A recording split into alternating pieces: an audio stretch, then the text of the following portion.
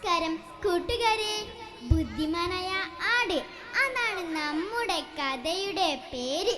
ഒരിക്കൽ ഒരു ആട് വഴിതെറ്റി കാട്ടിലെത്തി. കാടിന്റെ പച്ചപ്പ് കണ്ട് ആടിന് വല്ലാത്ത കൗതുകം തോന്നി. ഹായ്, എന്ത് ഭംഗിയാ! നിറയെ ഇളം പുല്ലുകൾ. പുല്ലും തിന്ന് വയറും നിറഞ്ഞ് മെല്ലെ തലയുയർത്തിയപ്പോൾ ആടിന്റെ കൊമ്പുകളിൽ ഇലകളും വള്ളികളും കുടുങ്ങി കിടക്കുന്നു. ഇപ്പോൾ ആടിനെ കണ്ടാൽ ശരിക്കും ഒരു ഭൂതമെന്നേ തോന്നൂ. വല്ലാത്തൊരു മയക്കം. അങ്ങോട്ട് ചാരിയിരിക്കാം. നാട്ടിലാണല്ലേ താനിരുന്ന ഇടം, ഗുഹയാണെന്ന് അതുണ്ടോ അറിയുന്നു. കുറച്ചു കഴിഞ്ഞപ്പോൾ ഗുഹയുടെ ഉടമസ്ഥനായ സിംഹം അവിടെ എത്തി. ഏതായി പുതിയ ജന്തു? ആ ഭീകര രൂപം കണ്ട് സിംഹം ആദ്യം ഒന്ന് പെരുങ്ങി. എന്നിട്ട് ഉറക്കെ അലറിക്കൊണ്ട് ചോദിച്ചു, ആരാണ് ഗുഹയിൽ? എന്റെ ഗുഹയിൽ കയറാൻ ധൈര്യമുള്ള ആരാണ്? അത് കേട്ടതും അടി ശരിക്കും പേടിച്ചിട്ടോ. എന്തായാലും മരിക്കും, രണ്ടും കൽപ്പിച്ച് ആടും ശബ്ദമുയർത്തി.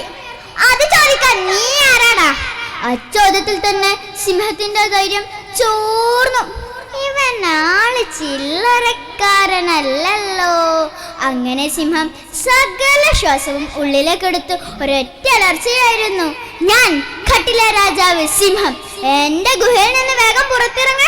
ഉടനെ ആടി ചോദിച്ചു, അപ്പൊ നീയാണല്ലോ സ്വയം രാജാവെന്ന് പറഞ്ഞു നടക്കുന്ന സിംഹം? നീ രാജാവെങ്കിൽ ഞാൻ ചക്രവർത്തി, സകല കാടുകൾക്കും രാജാവ്.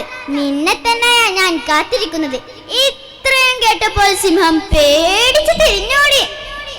ഇതെല്ലാം ഒളിഞ്ഞു കണ്ടുകൊണ്ടിരിക്കുന്ന കുറുക്കൻ സിംഹത്തിന്റെ പിന്നാലെ ഓടി. രാജാവേ, ഒന്ന് നിന്നാലും, അങ്ങ് എങ്ങോട്ടാണ് കലശനായി ഓടുന്നത്? നിൽക്കാൻ നേരമില്ല, ആ ചക്രവർത്തിന്റെ കഥ കേൾക്കും. ചക്രവർത്തിയോ? അതെ, ആ ജന്തുവിന്റെ ഗുഹയിൽ കയറിയിരിപ്പുണ്ട്. ഇനി കാടിൽ രക്ഷയില്ല. രാജാവില്ലാത്ത മറ്റേതെങ്കിലും ഗൈഡ് നോക്കട്ടെ, സിംഹം പറഞ്ഞു. ഈ സിംഹത്തിന് പൊണ്ണത്തടി മാത്രമേ ഉള്ളൂ, ബുദ്ധി തീരെയില്ല. കുറുക്കൻ നൂറ് ചിരിച്ചു. പ്രഭോ, അങ്ങയുടെ ഗുഹയിൽ ആരാണെന്നറിയാൻ ഞാൻ പോയി നോക്കട്ടെ. ഗുഹക്ക് മുന്നിൽ കാൽപ്പാടുകൾ കണ്ടപ്പോൾ തന്നെ കുറുക്കൻ ആളെ പിടികിട്ടി. എന്നിട്ട് വീണ്ടും സിംഹത്തിനരികിലെത്തി. പ്രഭോ, അങ്ങയുടെ ഗുഹയിൽ അതൊരാടാണ്. അത് നിനക്കെങ്ങനെ അറിയാം? ഞാൻ ഗ്രാമത്തിൽ നിന്ന് എത്ര ആടുകളെ പേടിപ്പിച്ചിട്ടുള്ളതാ. അങ്ങ് വന്നാലും പേടിയാണെങ്കിൽ എന്നെ പുറകിൽ ഒളിച്ചാൽ മതി.